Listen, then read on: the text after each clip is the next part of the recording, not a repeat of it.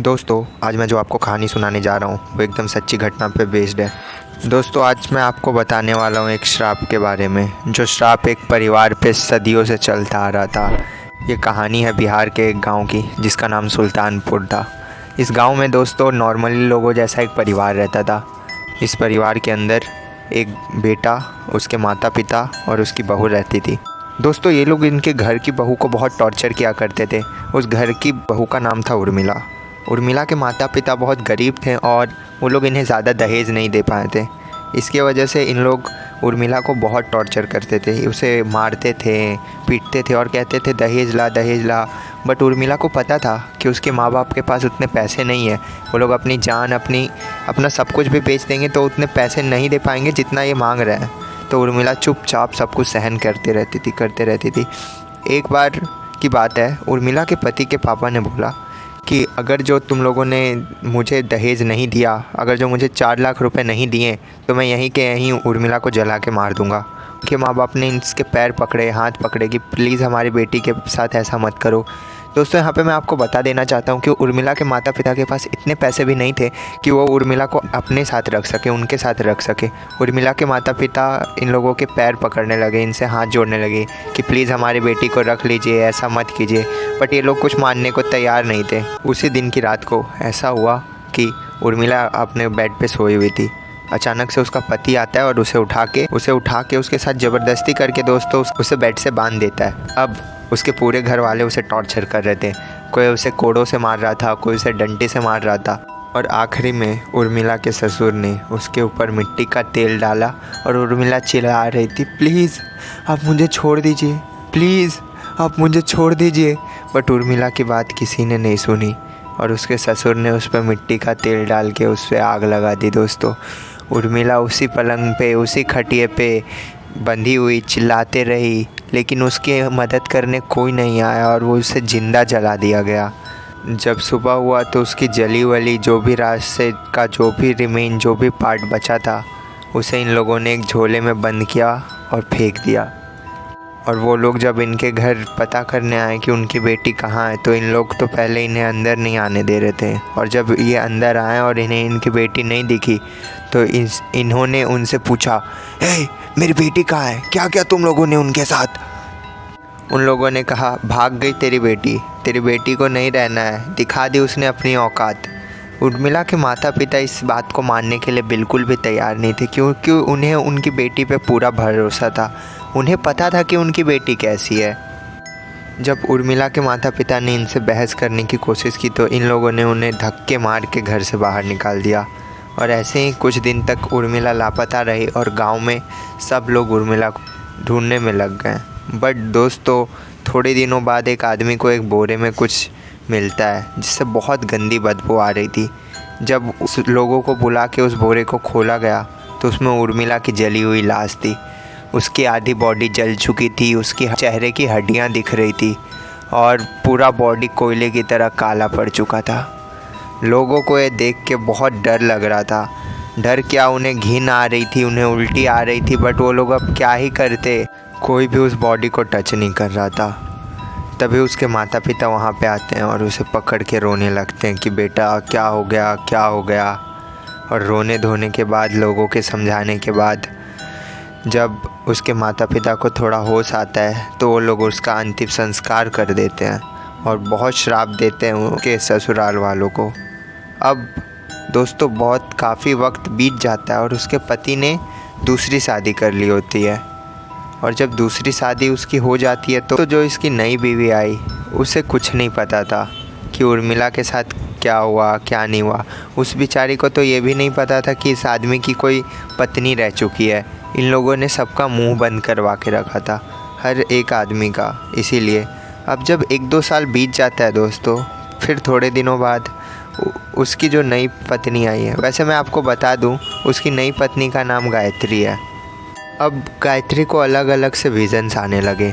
उसे घर के इस कोने पे कोई और दिखता, उस कोने पे कोई और दिखता। अचानक से उसे एक लहंगा चुनरी पहनी हुई औरत लाल लहंगे में दिखती, तो कभी उसे कोई जली हुई औरत दिखती पंखे के ऊपर। उसने तो पहले इन सब चीज़ों को हेलोजिनेशंस माना। बट एक बार की बात है, एक दिन जब गायत्री सो रही थी तो उसे अचानक से उसके सपने में एक जली हुई औरत दिखती है जिसका आधा मुंह जला हुआ था। दोस्तों इसे बिल्कुल नहीं पता था वो जली हुई औरत कौन है, बट ये चीज़ आपको पता है, मुझे पता है, हमें पता है कि वो जली हुई औरत कौन हो सकती है। उसे ऐसा लग रहा था दोस्तों कि सपने में वो जलती हुई औरत इससे कुछ बातें करना चाहती है, इसे कुछ बताना चाहती है। वो जब सो के उठती है इसे भी एक बुरा सपना समझ के भूल जाती है। उसे बहुत सारे इशारे, बहुत सारे सिग्नल्स मिल रहे थे, बट वो जानबूझ के सबको नज़रअंदाज कर रही थी। अब धीरे धीरे उस पर गायत्री का पॉजिटिवनेस बढ़ता गया। अब वो उसे ज़्यादा दिखने लगी। उसने इन सब चीज़ों से तंग आकर डर कर उसके घर वालों को बताया। उसके घर वाले दंग रह गए कि इसे कोई जली हुई औरत कैसे दिखती है। और दोस्तों वो जैसे करके डिस्क्राइब करती थी उस जली हुई औरत को, उसके घर वालों में सबको पता था कि वो कोई और नहीं, वो उर्मिला ही है, इनकी पहली बहू। धीरे धीरे करके उर्मिला इसे पॉजेस करने लगती है। दोस्तों अब गायत्री के अंदर कभी भी उर्मिला आ रही थी, कभी भी उर्मिला जा रही थी। उसका प्रकोप गायत्री पे बहुत बढ़ चुका था। जब भी उर्मिला गायत्री के अंदर आती, गायत्री घर की सारी चीज़ों को तोड़ने फोड़ने लगती और एक केरोसिन या कच्ची कोई भी तेल ढूंढने लग। दोस्तों इन सब चीज़ों में मैं आपको बताना भूल गया कि गायत्री की एक बेटी भी हो चुकी थी जिसका नाम श्रेया था। तो एक बार की बात है जब घर में गायत्री अकेली थी और कोई नहीं था उसके साथ, तब उसके अंदर उर्मिला आई और वो घर की सारी चीज़ें तोड़ने फोड़ने लगी, इधर उधर। वो सब देख के उसके पड़ोसी सब उसके पास आए, उसके घर पे आए, उससे देखने के लिए आए कि क्या हुआ क्या नहीं हुआ। बट वो लोग जैसे उनके घर के पास आते हैं उन्हें पता चलता है कि उसके घर का दरवाज़ा बंद है। इन लोगों ने बहुत कोशिश की दरवाज़ा तोड़ने की, बट आपको पता है पिछले ज़माने के दरवाजे ये सब कितने मजबूत होते थे, बट ये लोग लाख कोशिशों के बाद भी उसे तोड़ नहीं पाए। और गायत्री को पता नहीं कहाँ से एक कच्चे तेल की बोतल मिल गई थी। जैसे उसे वो बोतल मिला उसने उस पूरे कच्चे तेल की बोतल को अपने ऊपर छिड़क लिया और छिड़कते ही खुद को उसने माचिस ले लगा लिया। उसके वजह से दोस्तों उसके पूरे बॉडी में आग लग गई और वो चिल्लाने लगी ज़ोर ज़ोर से, बचाओ बचाओ। ये सब चीखें सुन के गाँव वाले बहुत डर गए और गाँव वालों ने तुरंत उसके घर का दरवाज़ा तोड़ने के लिए बहुत कोशिश की। सारे लोगों ने दम लगाया और फाइनली उसके घर का दरवाज़ा जैसे ही टूटा, जैसे उन लोगों ने दरवाज़ा खोला, उधर से अंदर से गायत्री चिल्लाते हुए निकली और उसके पूरे बॉडी में आग लगी थी, वो चिल्ला रही थी। और इसके वजह से दोस्तों वहाँ पे बहुत गंदी बास भी फैल चुकी थी। गायत्री दौड़ते जलते चिल्लाते पूरे गांव में दौड़ रही थी और उसकी कोई मदद नहीं कर सकता था। लोग कोशिश कर रहे थे कि उस पर पानी डालें, लेकिन जैसे ही कोई बाल्टी लेके आता वो उससे आगे जली जाती। जलते वो तब तक इतनी जल गई कि ना अब उसमें दौड़ने की हिम्मत बची थी और ना चिल्लाने की। और ऐसे ही करते करते वो शांत होके उसकी शरीर की चिता जल गई। अब ये सब इंसिडेंट तब हुआ था दोस्तों जब गायत्री की बेटी और उसके पति और उनका पूरा परिवार घर से बाहर था। इन लोगों को कुछ पता नहीं था। थोड़ी देर बाद जब गायत्री की बेटी, उसके पति और उसका परिवार आता है, तब वो लोग गायत्री का ये दृश्य, जला हुआ दृश्य देख के चौंक उठते हैं। उसकी बेटी चिल्लाने लगती है, रोने लगती है। तैसे ही उसकी दादी गायत्री की बेटी को उसे लेके जाती है और उसे संभालती है। गायत्री की बेटी इस दृश्य को कभी भूल नहीं सकती थी। अब गायत्री की जो बॉडी होती है उसका इन लोगों ने बहुत अच्छे से अंतिम संस्कार किया दोस्तों। उर्मिला जैसा नहीं फेंक दिया, अच्छे से इसका अंतिम संस्कार किया, श्रद्धांजलि दी। अब गायत्री की इस डेथ के बाद दिन बीतते गए और धीरे धीरे उसकी बेटी बड़ी होते गई। जब उसकी बेटी बड़ी होते होते 15 साल की हो गई तो अब उसकी बेटी को भी विजन्स आने लग गए। उसे भी जली हुई औरत दिखने लगी।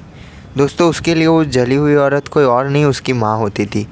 जब भी उसे वो जली हुई औरत दिखती थी उसे यही लगता था कि वो उसकी माँ है। उसने उसकी ये बात उसके घर वालों को भी बताई। कि मुझे मम्मी दिखती है, मुझे मम्मी दिखती है।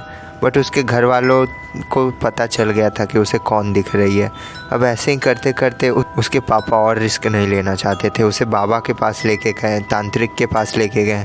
सब ने उनसे जितना हो सकता था सब ट्राई कर लिया। किसी ने उसे ताबीज़ दिया तो किसी ने उसके ऊपर मंत्र मारा। सब लोगों ने बहुत ट्राई किया। अब जैसे जैसे दिन बीत रहे थे दोस्तों, इसे भी वो औरत हर दिन हर जगह दिखने लग गई।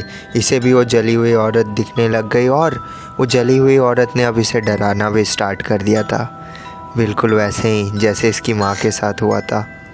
धीरे धीरे दोस्तों वो जली हुई औरत, जो कि कोई और नहीं उर्मिला थी, वो इसके अंदर भी पॉजेस होने लगी।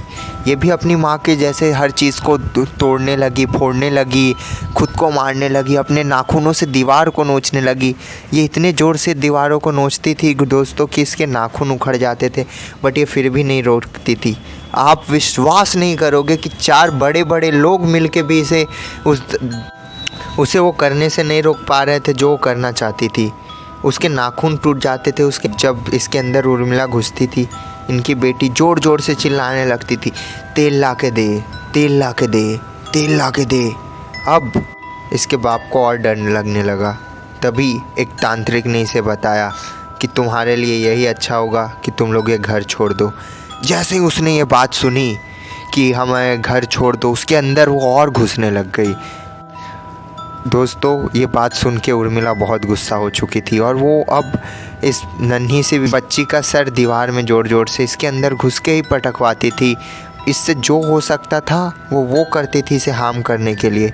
अब उसकी ये हालत देख के इसके घर वालों ने इसे बांध के रखना शुरू कर दिया ताकि ये खुद को हार्म ना पहुंचाए, और शहर में कोई अच्छा सा घर ढूंढने लग गए जो कि हॉस्पिटल के पास हो, और अगर जो वहाँ पे कुछ हो तो ये लोग जल्दी से ट्रीटमेंट करवा सके। जब इन्हें वो एक अच्छा सा घर मिल गया तो ये लोग उसकी शिपिंग चालू कर दिए, और शिपिंग करते वक्त इन लोगों ने गायत्री की बेटी को भी खोल दिया। और जब ये लोग सारे सामान को शिफ्ट कर रहे थे तो इसके दादा दादी और इसके पापा सब लोग काम काज में बिजी थे। उसी वक्त पता नहीं कैसे गायत्री की बेटी को भी एक तेल की बोतल मिल गई, और उसे जैसे ही वो तेल की बोतल दिखी वो तलमला गई। और उस वक्त उसके घर में कोई नहीं था, सब काम काज में बिजी थे घर शिफ्ट करने में।